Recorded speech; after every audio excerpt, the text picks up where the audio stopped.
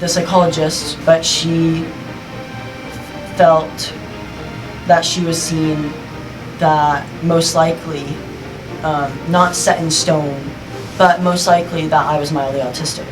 Like, it's not what you want to hear at first, but I don't necessarily, and I never necessarily saw it as a bad thing or an awful thing.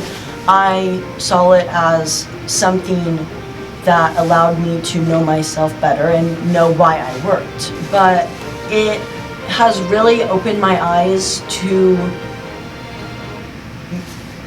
that it's not a setback. Like, it's like, I have just learned so much more about myself, and it helps, and it allows me to understand how my brain works and how I can work around what was in my way. So I think my mom, she was like, hey,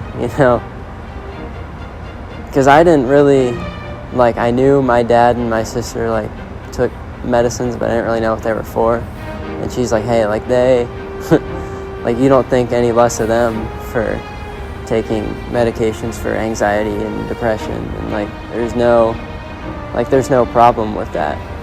So I think my mom was really what helped me. Personally, I struggle with ADHD, depression, anxiety, essentially the whole 9 yards.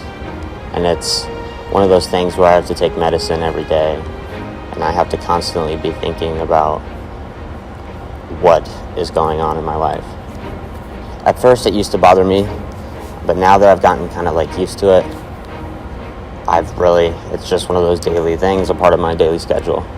I think it helps, but some medicine works for some people and some medicine doesn't work for some people. I also kind of did stumble upon depression when dealing with being diagnosed with ADHD, ADD.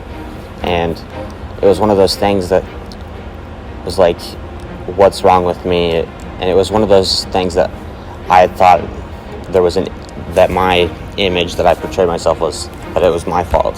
That it was something I couldn't control. But when in reality it was out of my control. Yeah.